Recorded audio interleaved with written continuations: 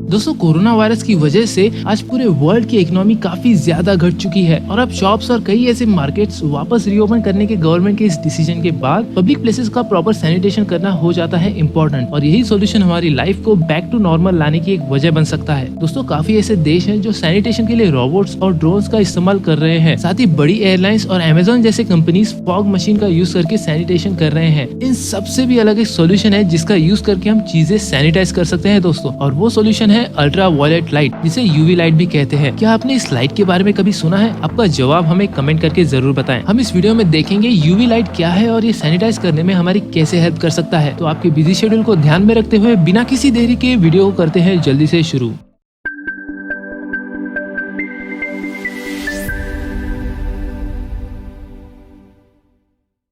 दोस्तों UV light सालों से डिसइंफेक्टेंट का एक बड़ा रोल प्ले करता आया है। इस यूवी लाइट ने पूरी दुनिया में 2018 को 110 करोड़ का मार्केट बनाया था और बताया जाता है कि 2026 तक ये मार्केट करीब 340 करोड़ तक पहुंच जाएगा। यूवी लाइट में मौजूद रेडिएशन के चलते हम इसे ह्यूमन बॉडी सैनिटाइज तो नहीं करवा सकते, मगर पब्लिक प्लेसेस सैनिटाइज करके कोरोना वायरस का स्प्रेड रुकवा सकते हैं। चलिए जानते हैं यूवी लाइट के बारे में। अल्ट्रावायलेट लाइट इलेक्ट्रोमैग्नेटिक स्पेक्ट्रम का एक पार्ट है जिसमें gamma rays, R rays, X rays, visible light, radio waves, microwaves का समावेश होता है। यूवी लाइट की 3 कैटेगरीज होती हैं जो उसकी वेवलेंथ पे डिपेंड करती है, UVA, UVB और UVC। सूरज की रेडिएशंस में तीनों कैटेगरीज की यूवी रेज होती हैं, जिनमें से केवल UVA और UVB ही हम तक पहुंच पाती है। बावजूद इसके हम जानते हैं कि UVA और UVB से ही कई लोगों को स्किन बर्न्स जैसी तकलीफें होती हैं। तो आप अंदाजा लगा सकते हैं कि UVC लाइट कितनी खतरनाक हो सकती है। अल्ट्रावायलेट लाइट के स्पेक्ट्रम में UVC लाइट, जिसकी वेवलेंथ 200 नैनोमीटर से 280 नैनोमीटर तक होती है, इस लाइट में कीटाणु मारने की क्षमता होती है। और ये लाइट इतनी खतरनाक होती है कि इसके डायरेक्ट कांटेक्ट में आते ही स्किन जल सकती है, साथ ही साथ आंखों का रेटिना भी डैमेज हो सकता है। इस लाइट को यूज करने से पहले नॉर्मल स्प्रे और कपड़ों से सरफेस को क्लीन करने के बाद